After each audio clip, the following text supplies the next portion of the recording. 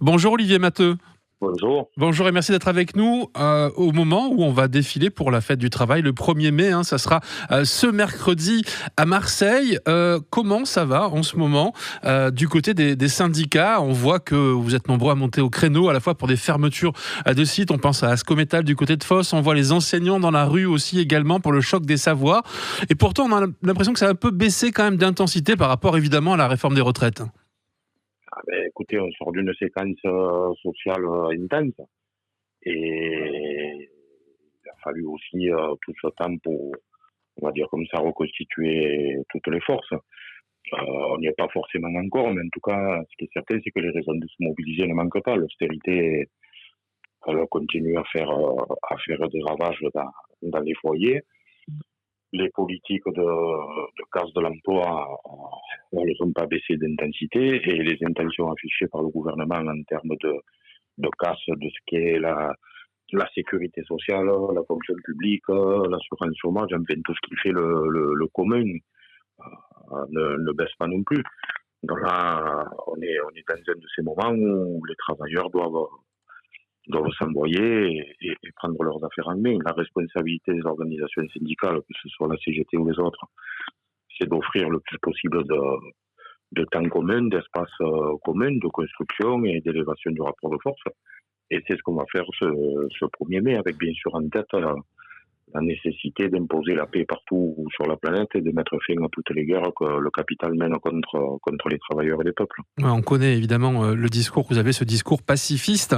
Est-ce que ça s'est traduit, ce mouvement de colère des retraites, par un taux de syndication un peu plus important? Est-ce que vous avez, entre guillemets, récupéré des adhérents à la suite de ce mouvement de grogne très très fort, il faut le rappeler? Alors on a fait récupérer, je ne sais pas si c'est le bon terme, mais en tout cas oui. C'est maladroit, effectivement, Olivier Matteux. Des travailleurs et travailleuses ont peut-être un peu mieux senti la nécessité de s'organiser collectivement pour que chacun amène le maximum de ce qu'il peut amener. Puis y compris, ça fait des adhésions de gens qui ont goûté à la lutte, à l'organisation collective et à l'investissement.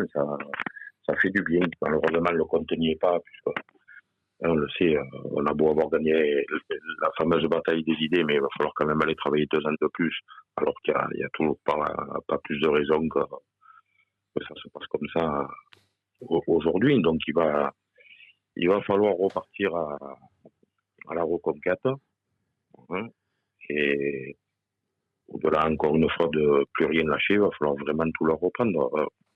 Donc le débat sur est-ce que les moyens existent pour faire autrement ou pas, il est définitivement gagné par les travailleurs.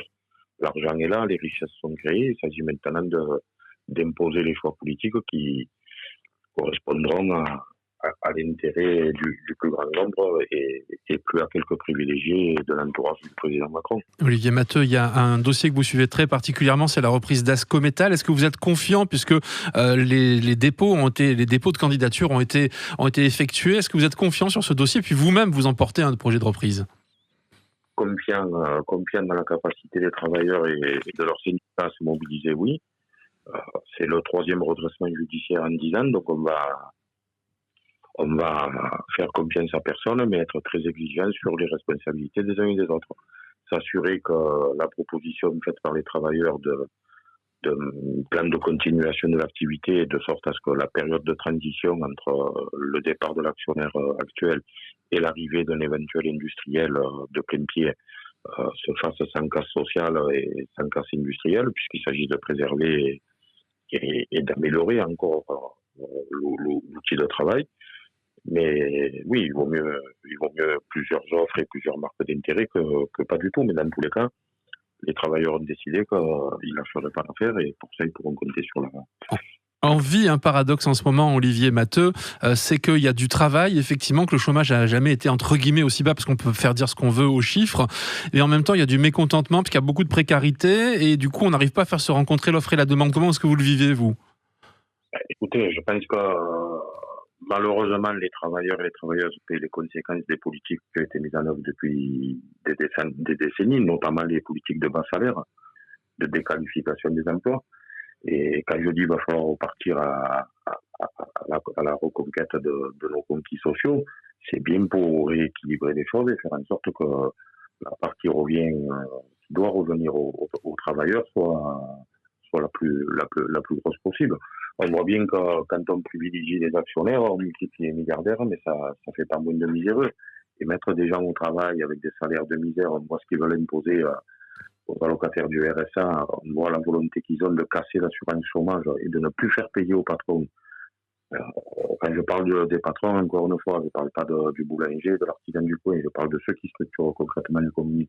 Quand ils ne veulent plus leur faire payer le poids de leur politique de concurrence et de rentabilité, ben c'est encore une fois sur les travailleurs, les travailleuses et les retraités qui font peser les choses. Et ça, il n'y a pas de raison qu'on l'accepte. Les moyens sont là pour faire autrement. Il y a moyen de gagner l'égalité salariale, une fonction publique de haut niveau, remettre tout ce qu'il faut comme moyen dans l'hôpital public pour que les gens soient soignés dignement, comme on pourrait l'être à notre époque. Voilà.